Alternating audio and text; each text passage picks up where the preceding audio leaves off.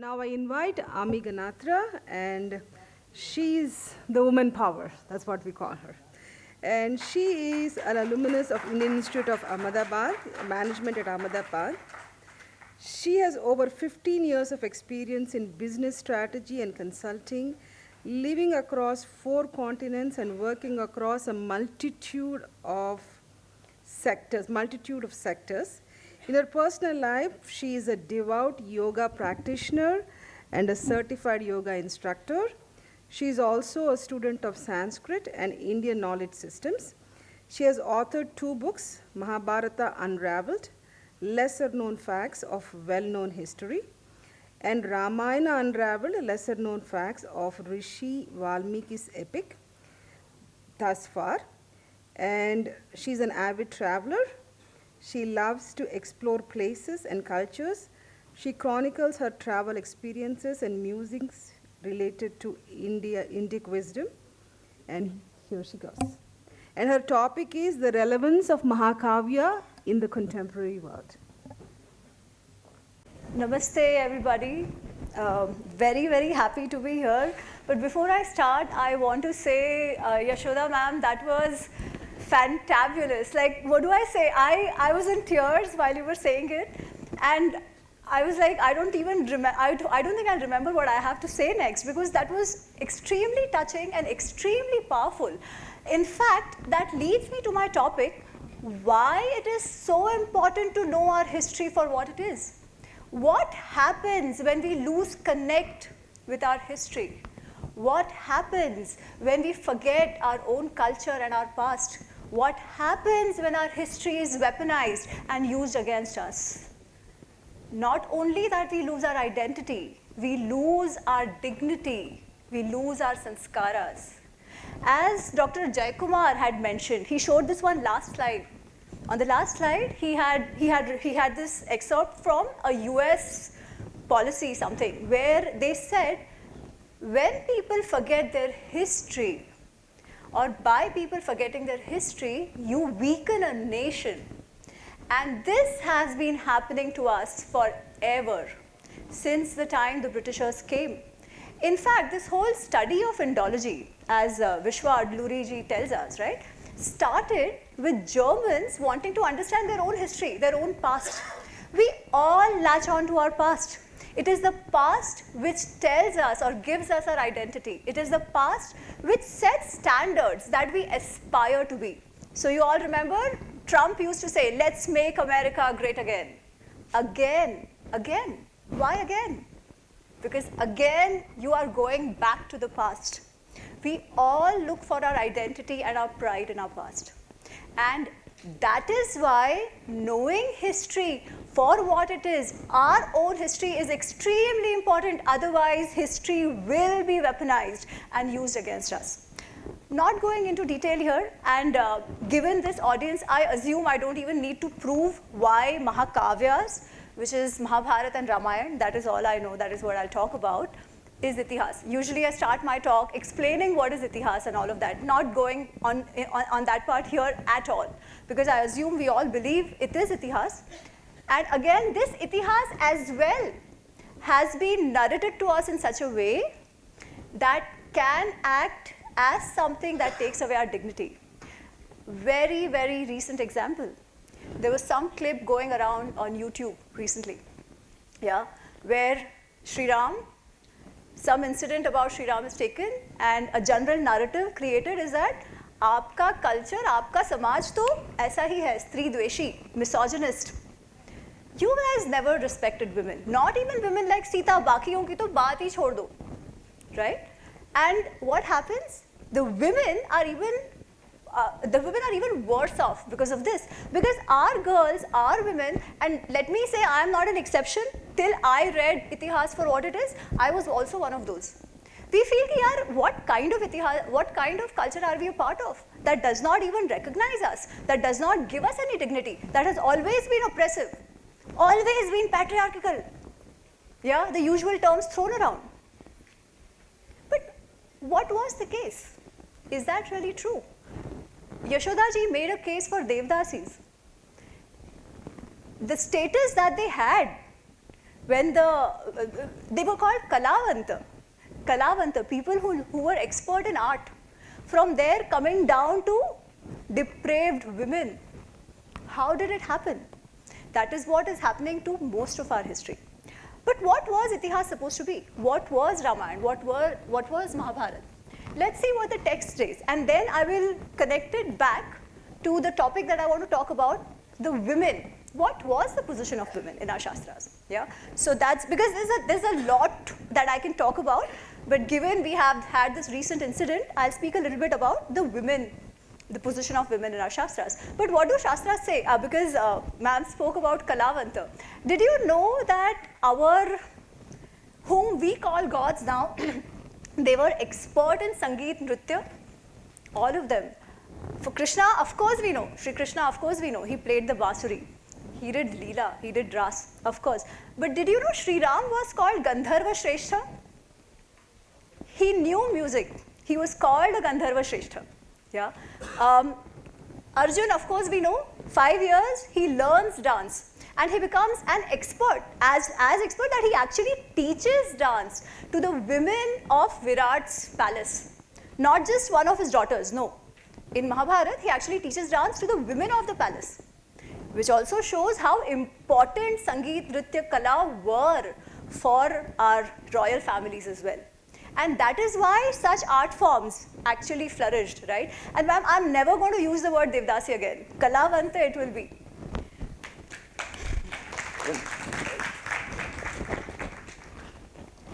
So, as I said, what does our culture, what do we understand Mahabharata Ramayana as, right? So for Ramayana, it is said, Kamartha guna sayuktam, Dharmartha guna vistaram, Samudram iva ratnadhyam, Sarva Shruti manoharam. It says Ramayana has like, it's the best, it's the collection of topics related to Kama, Dharma, Artha. It is as beautiful as the Ratnas that you find in the Samudra. It has all the wisdom of the Shrutis. Similarly, when we talk about Mahabharata, it says, Dharma Shastram idam punyam, Artha Shastram idam param, Moksha Shastram idam proktam, Vyasena amita buddhina. It is a Dharma Shastra, it is an Artha Shastra, it is a Moksha Shastra. It covers all aspects of Laukika, Vyavharika, Paramarthika, all of it. Read the way you want to. However, when we say that there is so much to gain from it, it is important again to know Itihas for what it is. And we'll take certain examples. Now getting into the topics.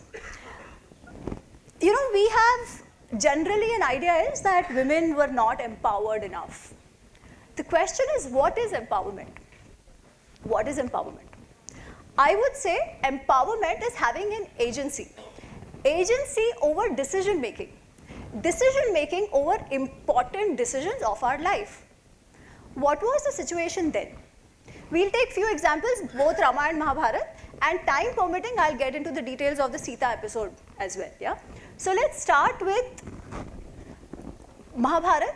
Mahabharata is called Mahabharata because of Bharat. Bharat are the Vanshaj of Bharat. Bharat was a king who was an ancestor of the Kauravas and Pandavas. Who was the mother of Bharat? Anybody? Shakuntala. Now, usually the image of Shakuntala that we have is of Abhigyana Shakunthalam, the beautiful poetry of Kalidas. The personality, the Vyaktitva of Shakuntala in Abhigyana Shakunthalam and Mahabharata is actually very different. In Mahabharata, she is a feisty woman who speaks her mind, who takes her own decisions. Let's see how the marriage happens. Yeah? So Bharat is born to Shakuntala and Dushyant. Shakuntala and Dushyant meet in the forest. Shakuntala is very beautiful. Dushyant falls for her. Dushyant is also very handsome. Shakuntala also falls for him. Dushyant says, come marry me. She says, Arey, no, how can I marry you? I need to ask my father. Dushyant says, Arey, don't worry. Gandharveshu, Vivaheshu, Gandharva Shrestha. Gandharva Vivah is the Shrestha in Vivaha. Gandharva Vivah is what we call love marriage today.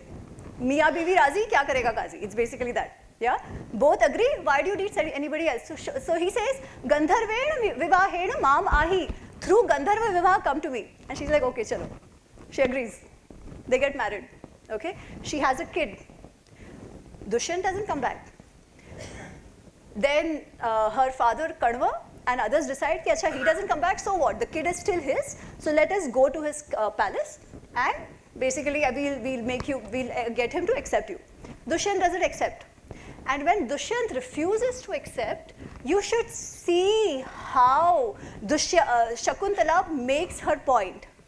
You should see the fire in her, the confidence in her when she tells Dushyant that you are lying. She also says one statement which tells us what was the position of women, especially the bharya, the wives. She says, Ardha bharya manushyanam, bharya shreshtatam sakha. Bharya moolah trivargasya. Bharya is the best friend of a grahastha. This also comes in Yaksha Prashna, when a Yaksha asks Yudhishthir, who is the best friend of a grahastha? And he says the same thing, Bharya. Bharya is your best friend. Why? Because Bharya moola trivargasya. What are trivarga? Dharma, artha, kama. We talk about Chaturvidha Purushartha, which is Dharma, Artha, Kama, Moksha. For Dharma, Artha, Kama, for living a fruitful life as a grahastha, you need a wife who is going to support you in all your activities. Yeah. So she reminds Dushyant of that. Of course, then there's a little bit of to and fro, and she says, okay, fine, doesn't matter. What do you not accept me? I only don't want to live with a liar like you, and all that happens, and then eventually it's all fine because there's an Akashvani, and Dushyant says, I wanted everybody to accept you rather than, people having questions around this. So anyway, so it's all bhalachanga after that. But here is a woman who's not giving up, who's not crying, who's fighting for her rights and saying it as it is in the court of a king. Was she not empowered? It couldn't have happened suddenly, right? This is through your upbringing only that you are able to speak to a king like that. This is Shakuntala. There's a story of Satyavathi which comes in Mahabharata. It comes in Puranas as well, but Satyavathi. So Satyavathi also, I'm not going to go into the details, but when she is of marriageable age, her father says, you find out, tum jaake dhoond lo who you want to marry. And she is the one who travels around, seeing who she likes, and eventually she likes Satyavan. So again, it is her call. And of course, we know how erudite and how intelligent she is, that she has a dialogue with Yama. Yeah, so Yamraj ke saath wo samvad karti hai, and Yamraj is basically then convinced to give her her boon and the life of Satyavan back. Who are the others? Let's talk about the smaller examples, क्योंकि बड़ी examples तो हम जानते हैं. There is a lady called Ulupi. Heard of Ulupi? Who was Ulupi? Naga princess and Arjun's wife. You know how the marriage happens? So Arjun is on a 12-year vanvas of sorts, because Yudhishthira and Draupadi were sitting in the room when he enters, and apparently they had a pact that when one of the brothers is with Draupadi, the other one shouldn't enter. So Arjun enters, and Yudhishthira is like, you don't really need to go because we understand why you entered, but he's like, nahi, pact is a pact, rule is a rule, I'll go, and he goes. So he's just started his vanvas, and he's reached Haridwar. He is doing a dubki like we do today in Haridwar, when Ulupi sees him. Ulupi sees him, and desire strikes her. She's overcome with passion. Arjun is that good looking and handsome, why not, yeah? But if a woman today were to approach a man and say, hey, I desire you, come to me, we look down. Victorian morals have actually completely brainwashed us. Here, Ulupi is going and telling Arjun that I really desire you, please come to me. If you don't come to me, I'll die. Now you see, Arjun is on a vanvas, yeah? So he tells Ulupi that I am here because I broke this pact. Now I have to basically live through brahmacharya for 12 years. So even if I wish to, I cannot fulfill your desire. Ulupi says, your brahmacharya is with respect to Draupadi. You broke the pact with Draupadi. Your brahmacharya is with respect to her, not with respect to me. And she says, the other thing is, even if, say, you break your pact and get some papa, you will get punya of satisfying a woman. So come to me. This is Ulupi. Do we look down upon Ulupi? No. She's still considered a queen of Arjun. Her son Iravan is the first Upapandav to die on the battlefield for his fathers. Yeah? And Ulupi, after the war, they actually stay together as well. It's also shown that way. We don't look down upon them. There's another one, Bhim's first wife, Hidimba. Same thing. Why has she come? She's come to actually get these people, right? For her brother Hidimba. Hidimba tells her that I can smell humans. Go get them. She comes, she sees Bhim, the strong, well-built, आज जो हम देखते हैं ना, 6 packs, muscled man, chiseled face. And the description is like that, yeah? The description is like that there is like tej of Yauvan on Bhim's face. Hidimba falls for him. And then, what happens? Now, of course, his brother comes and Bhim and her brother fight and all that. After that, Bhim has killed his brother and she's like, no, but I want to marry you. Bhim says, I can't decide. You ask my mother. तभी भी ऐसे ही था. So he's like, I can't decide, you ask my mother. And Hidimba actually requests Kunti. She said, I really deserve your son. Please let me marry him. And she says, fine, I'll let you marry him. You travel around with him as you want, but raat ko he has to come back because he's the one taking care of us. They're living in the forest, right? And she agrees. And eventually, when she has Ghatotkach with him, she only says, okay, now it's time for you to go. I have a son through you, and that's enough for me. Now you go. And this Ghatotkach, in the television, we generally think of it as someday in the middle of the war, he came to help. No, Ghatotkach has been a part of their life throughout. Even when they are in Vanvas, many a times Ghatotkach comes to help. Yeah? And in the war also, he's there from day one. Again, Hidimba comes from the Rakshasa tribe. Never looked down upon. There is a temple to her. Sorry. Yeah. There is a temple for Hidimba. Yeah. These are the women that we are talking about. Are they not empowered? Do they not have agency? Is this a characteristic of a society which is misogynist of all things? Stri Dveshi. Let's come to the more important characters. Draupadi. Draupadi is this thing, no? Draupadi के लिए तो हमेशा कहा जाता है बिचारी, देखो उसके साथ क्या हुआ. Of course, whatever happened to her was bad. But what was she as a woman? Actually, before that, one small trivia on Gandhari. When the introduction of Gandhari comes, they say Duryodhanasya janani artha shastra visharadau. Visharadau, dau is dual because uske pehle they are talking about Shakuni. So it's basically saying Shakuni and Gandhari, they are both nipun in what? Artha Shastra. How could it be if this country, if this civilization did not let the women get educated, as we are usually told? Artha Shastra Visharadav. And Artha Shastra is not economics. Artha Shastra is basically state understanding of administration, economics, all of that. Yeah, not just economics. Clearly they were taught. And that comes out even more strongly when we look at Draupadi. When the Vastraharan is happening, that is a very traumatic situation, right? You absolutely are left, you are shocked. It happens suddenly. She's in that trauma. Even then, the woman is asking about legality. Jitam va, api ajitam va. Am I won or am I lost? First you give me that answer. That apart, once the Vanvas happens, you should see the conversations, the samvad between Yudhishthir and Draupadi. There are times when she actually quotes Manu, kartavyamiti kartavya, manoho eshaha vadati, something like that she says. Ki this is what even Manu says. And she has a whole discussion, in fact she has a whole discourse on how one should always do karma. In fact, it is very similar to what we see in Bhagavad Gita. Bhagavad Gita में कृष्ण अर्जुन को जो ये discourse देते हैं on karma yoga. That is exactly what she says. She is telling Duryodhan how every jiva has to do their work. Then it is possible that the results might not come because results depend on more than just the human purushartha. It also depends on the daiva. She says that is also there, but you can't run away from doing work because everybody does work. There is a whole discourse on that. There is a whole discourse on how should a king behave with the subjects. On danda, She says that a Kshatriya who does not give danda when he needs to will never be appreciated, will never be respected. We say na kshama kshobhati us bhujang ko jiske paas garal ho.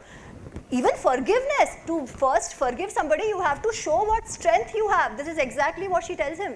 That first you show your anger, you show your power, then you talk about forgiveness. But she also adds that also it is not to say that you always have to be angry. A king who does not forgive when the right time comes, that is also not correct. Such king will also not be loved by his people. This is the discourse that Draupadi has. How can a woman who is not educated speak like this?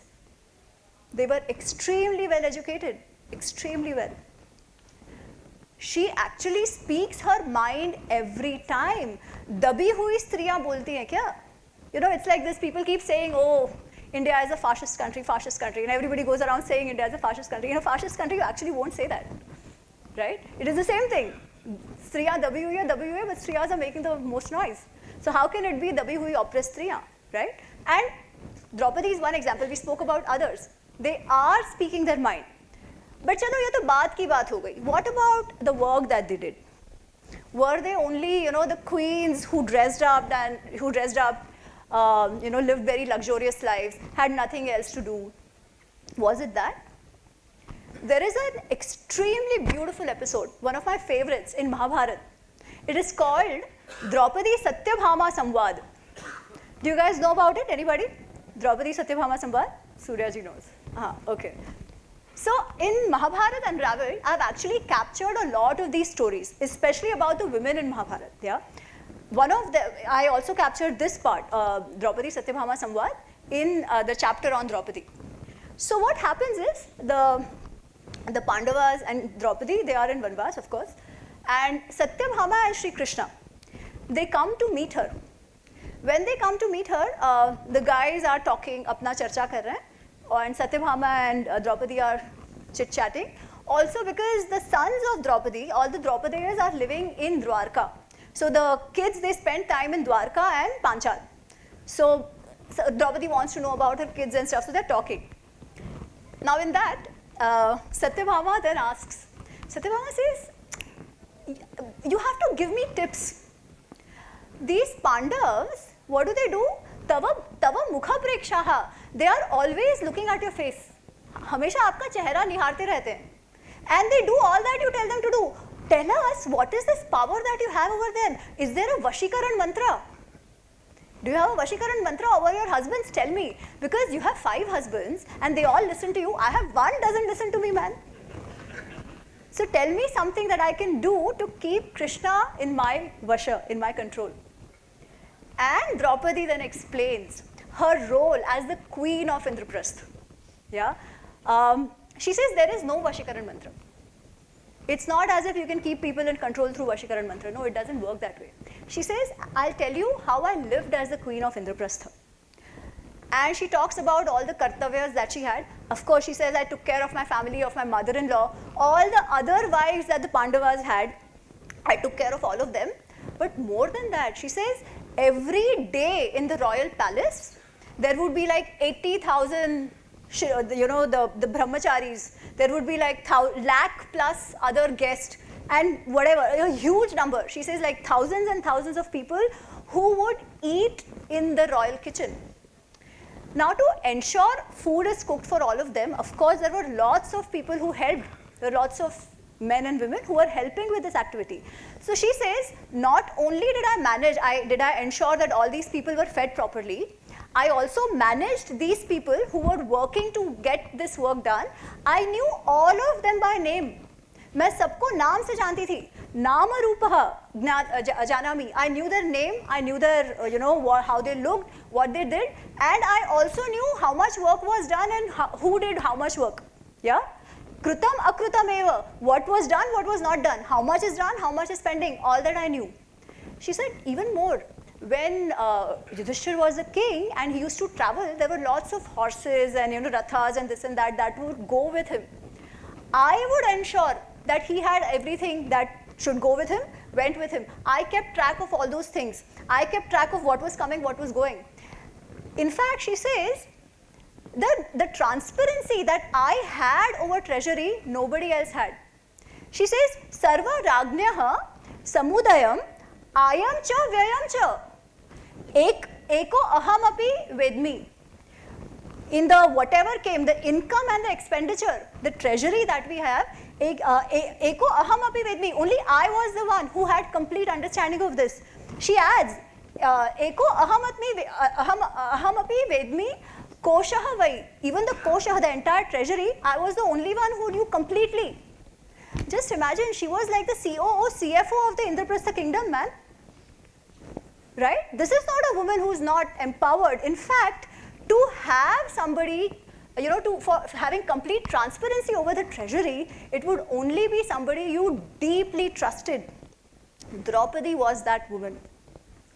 And we talk about a civilization, we reduce it to misogyny based on some incident here or there, cherry-picked.